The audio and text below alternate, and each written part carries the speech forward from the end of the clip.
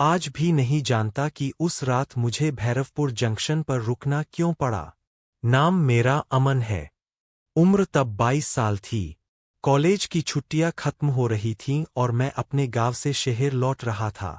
Train रात 11:40 पर थी, लेकिन रास्ते में अचानक अनाउंसमेंट हुआ कि तकनीकी खराबी के कारण आगे का सफर रद्द किया जा रहा है और यात्रियों को अगले छोटे स्टेशन पर उतार दिया जाएगा। जब ट्रेन रुकी और मैं नीचे उतरा, तभी पहली बार उस नाम ने मेरे अंदर अजीब सी सिहरन पैदा की। भैरवपुर जंक्शन। स्टेशन छोटा था, पुराना था और जरूरत से ज्यादा खामोश। प्लेटफॉर्म पर लगी पीली लाइटें झपक रही थीं। दीवारों का प्लास्टर उखड़ा हुआ था और छत से हवा के साथ चरमराने की आवाज आ रही थी। रात के 2:30 बज रहे थे। वहां कुल 4 लोग थे। मैं, एक अधेड़ उम्र का आदमी जिसकी आंखों में थकान और डर दोनों थे, एक औरत जिसने काली साड़ी पहनी थी और अपने पास एक पुराना कपड़े का बैग कसकर पकड़ा हुआ था, और एक लड़का जो मुझसे थोड़ा छोटा था, नाम राहुल। हम चारों एक ही बेंच पर बैठे थे, लेकिन कोई किसी से बात नहीं कर रहा था। ऐसा लग रहा था जैसे स्टेशन पर बोलना मना हो। कुछ देर बाद मैंने अधेड़ आदमी से पूछा कि अगली ट्रेन कब आएगी। उसने मेरी तरफ देखा और बहुत धीमी आवाज में कहा कि यहाँ रात में ट्रेन नहीं रुकती। मैंने हंसकर कहा कि स्टेशन है तो ट्रेन आएगी ही। वह आदमी चुप हो गया और पटरियों की तरफ देखने लगा। तभी उस औरत ने मेरी तरफ देखा और कहा कि अगर ट्रेन आए भी तो चढ़ना मत। उसकी आवाज में मजाक नहीं, चेतावनी थी। मैंने वजह पूछी तो उसने कहा कि यह स्टेशन रात में सही नहीं रहता। उसके बाद फिर सन्नाटा छा गया। तभी प्लेटफॉर्म की लाइटें एक पल के लिए झपकाईं और उसी पल मैंने प्लेटफॉर्म के आखिरी सिरे पर एक साया देखा। मैंने राहुल को इशारा किया। उसने भी देखा और उसका चेहरा पीला पड़ गया। हम 2 कदम आगे बढ़े, लेकिन वह साया गायब हो गया। तभी लाउडस्पीकर से कर्कश आवाज आई, प्लेटफॉर्म नंबर 2 पर गाड़ी आ रही है। जबकि उस स्टेशन पर प्लेटफॉर्म नंबर 2 था ही नहीं। अधेड़ आदमी बड़बड़ाया कि फिर आ गई।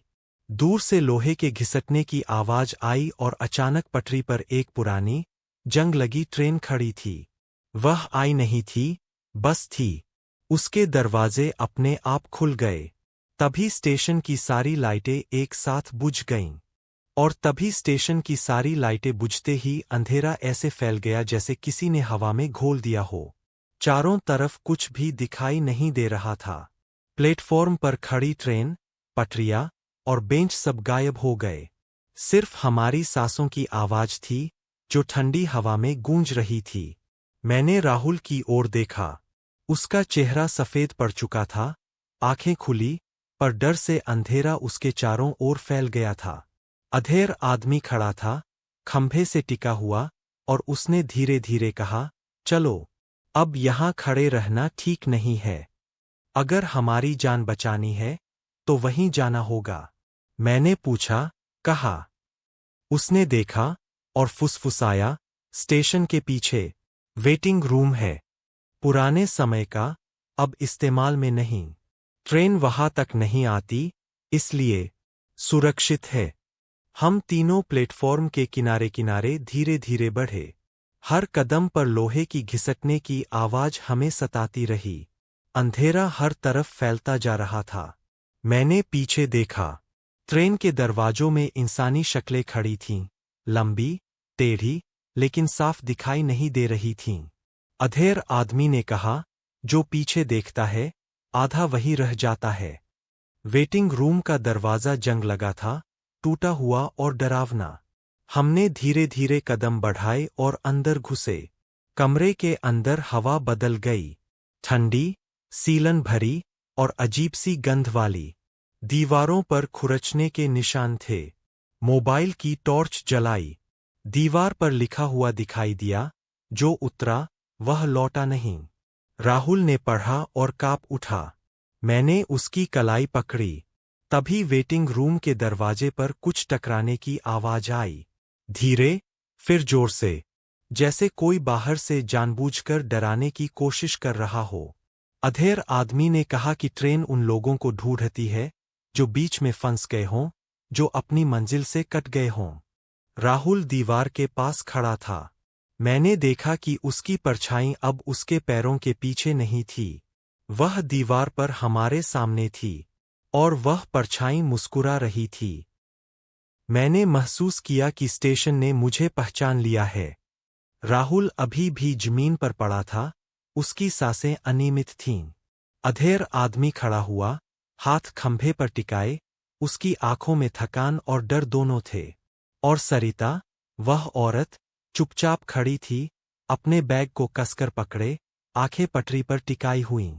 वातावरण में कुछ ऐसा था कि हर आवाज बढ़ती जा रही थी, लेकिन उसका स्रोत पता नहीं था। प्लेटफॉर्म पर कुछ दिखाई नहीं दे रहा था, बस अंधेरा। अंधेरे में धुंध की तरह किसी ने हाथ फैलाया था, और हर कदम पर वह आगे बढ़ता जा रहा था। राहुल हौले हौले उठने लगा, उसकी आंखें अभी भी डर से बड़ी थीं।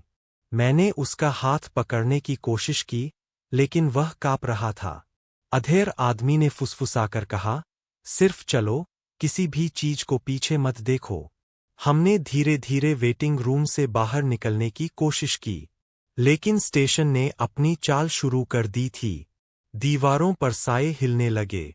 परछाइयां केवल दीवारों तक सीमित नहीं थीं, वो फर्श पर, हमारी छायाओं में, और ऊपर की छत पर भी दिखाई दे रही थीं।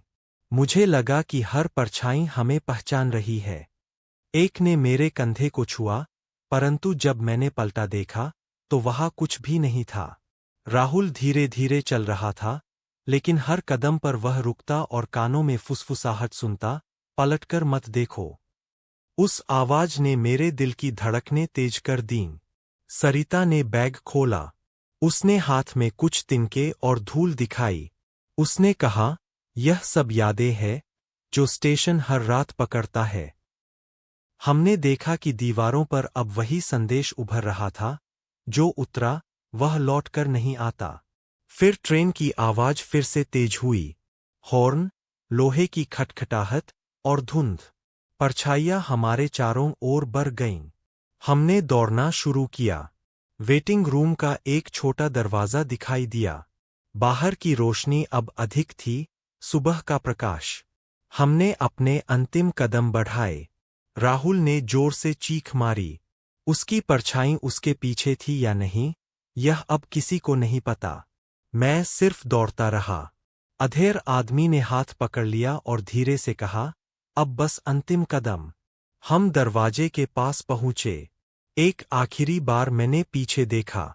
प्लेटफॉर्म पर कोई ट्रेन नहीं थी, कोई परछाई नहीं। बस वह सन्नाटा।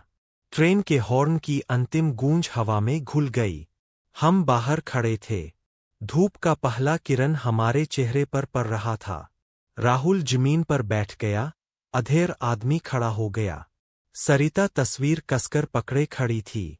हमने महसूस किया कि रात खत्म हो चुकी थी, लेकिन स्टेशन अभी भी खड़ा था, हमारी यादों के बीच। स्टेशन शांत हो चुका था, लेकिन वह शांति सुकून वाली नहीं थी।